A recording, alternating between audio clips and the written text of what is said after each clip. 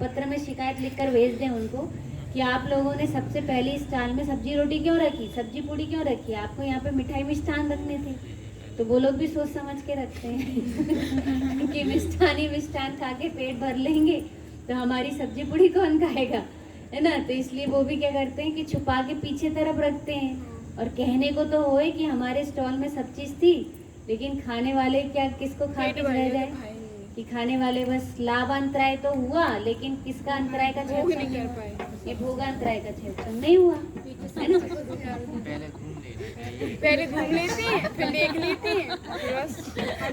लेकिन उसमें भी इतनी सारी आपकी पसंद की डिश थी कि जितनी आपको भूख नहीं थी। फिर बताइए फिर कौन सा उदय कि तब तो भोगांतराय का उदय है ना। और उसी टाइम पे तबीयत खराब हो गई। हाँ,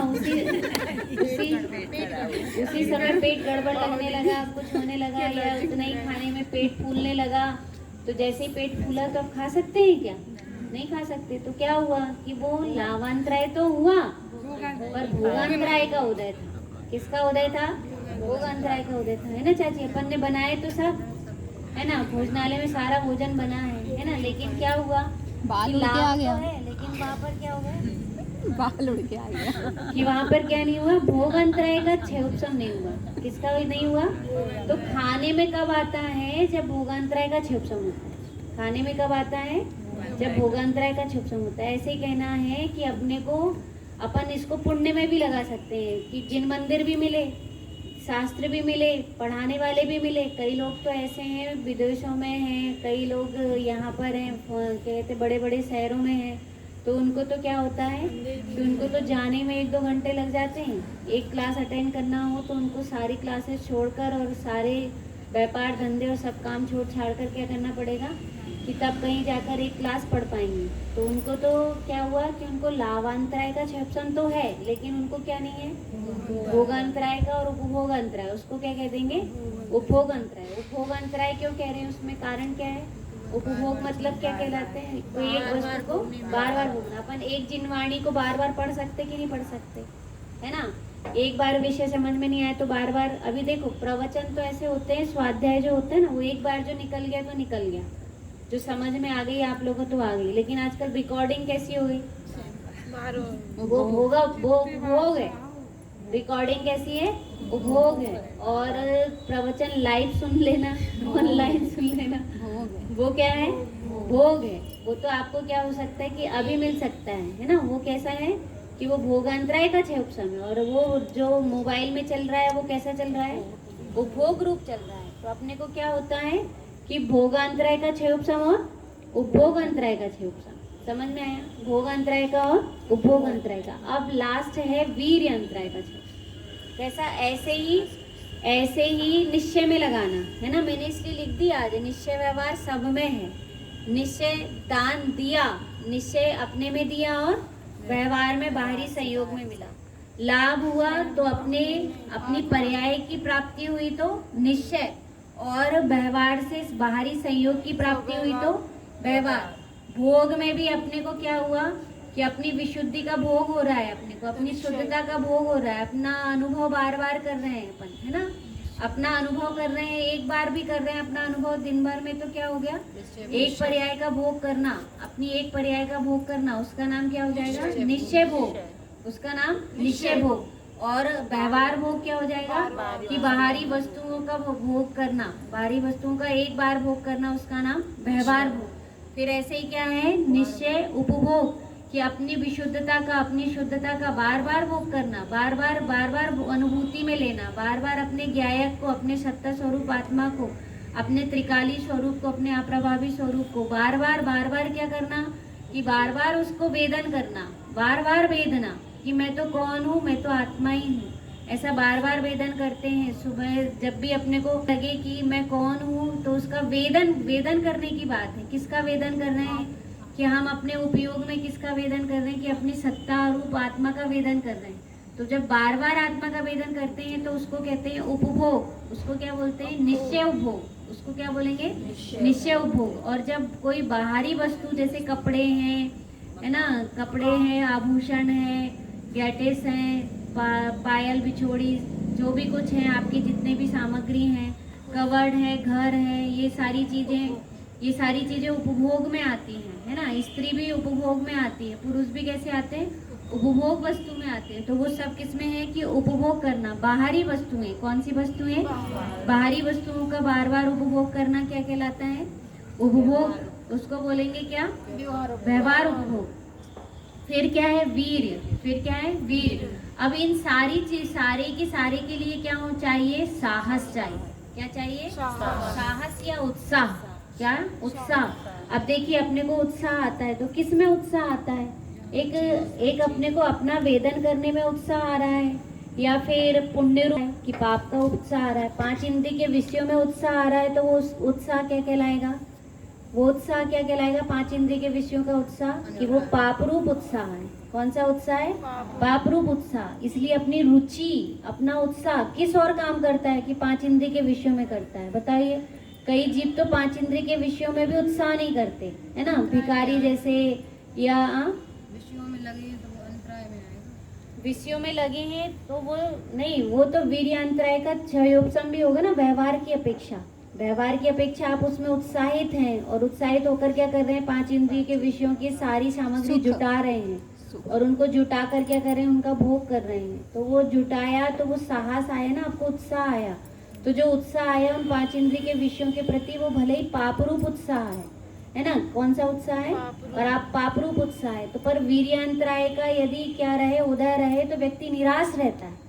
एक होता है हताश, इसमें आया ना, एक हताश होता है और एक निराश होता है ना। एक आज बहुत सुंदर पॉइंट बोल रहे थे पंडित साहब, मेरे को बहुत अच्छा लगा। आप लोग सुनना प्रवचन 584 नंबर का, कि जीव को अपनी शुद्धात्मा पसंद नहीं है। कौन पसंद नहीं है? शुद्धात्मा पसंद नहीं, इसलिए मरने का भाव आता है।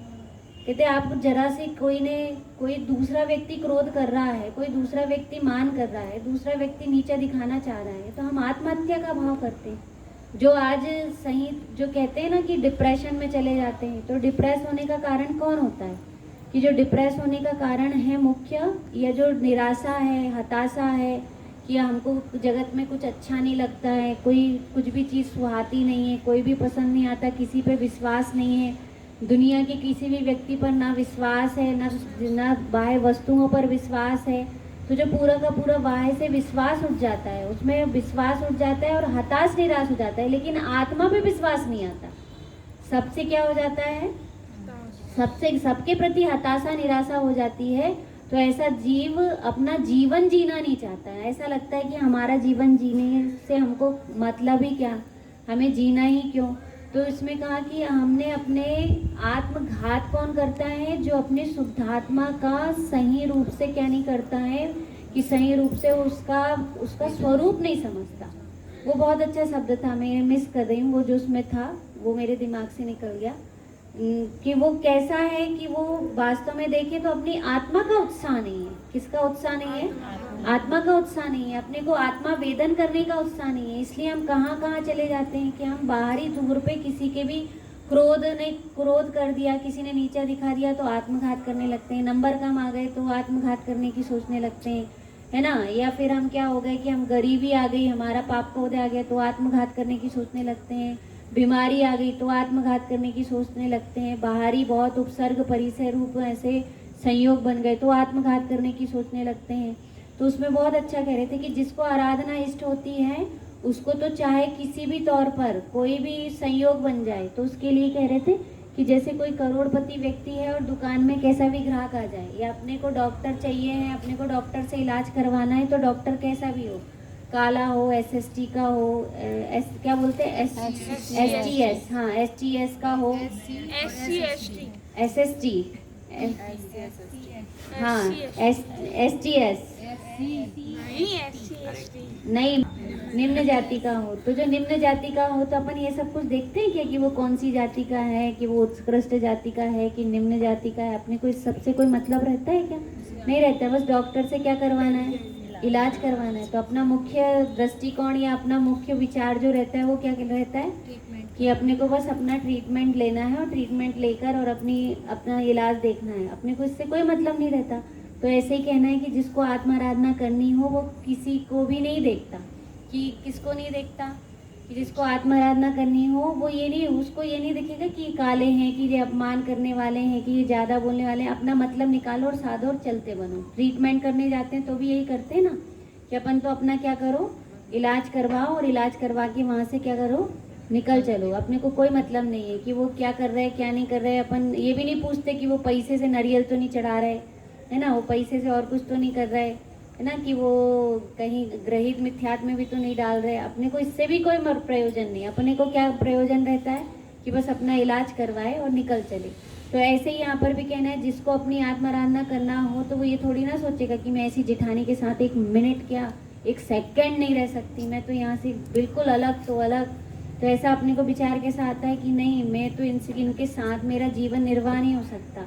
लेकिन सही तौर पे देखें तो अपनी ऐसा ही कर्म का उदय है और उस कर्म के उदय के अनुसार ऐसे ही संयोग बन रहे हैं। तो उस संयोग में भी अपन अपना मतलब साधना सीखें, अपना प्रयोजन साधना सीखें। मतलब साधना मतलब प्रयोजन साधना। यदि जिसको प्रयोजन साधना आता है या प्रयोजन पे दृष्टि रहती है, वो संयोग को बदलने बिगाड़ने में ज़्यादा बुद्धि नहीं लगाते। होता है ना, जैसे अपने को जाना है तो ट्रेन में किस प्रकार के हो कि तीन बर्थ अपनी है, 3 उनकी है। अब 3 कैसे हो कि उठ पटांग भी हो, उल्टे सीधे महिलाएं भी हो, बातें कर रही हो, हर कुछ कर रही हो, लेकिन अपन उससे वो होते हैं क्या, प्रभावित होते हैं? नहीं होते। भैया तुम कितने समय के लिए मिल रहे हो? थोड़े समय की बात है। हम हमारे स्टेशन में उतरेंगे और हम कहाँ चले जाएंगे, अपने काम से चले जाएंगे। और आप कहाँ जाओगे, अपने काम से चले जाओगे। तो हमको उनसे क्या रहता है कि इसीलिए तो कहा जाता है कि रैन बसेरा, ऐसा कहते हैं ना, कि कैसे हैं कि जैसे पंछी आकर किस में रहते हैं कि एक पेड़ पर एक रात रुके और दूसरे दिन सारे के सारे उड़ गए। तो ऐसे ही अपन भी कितने समय के लिए, 60 वर्ष 100 वर्ष कितने होते हैं, 60-70 वर्ष की आयु है अभी वर्तमान में। तो इस आयु में कितने दिन रहना है, कितने के साथ रहना है, और कितने के साथ रहना है, और कितने अटैचमेंट होके रहना है। तो इसलिए अपना व्यवहार उसमें कैसा होना चाहिए कि सही है, बिल्कुल कैसे रहना चाहिए, एकदम निर्लिप्त होकर रह सकते हैं और अपना प्रयोजन साध कर अपनी आत्माराधना करके और जा सकते हैं। लेकिन वहीं पर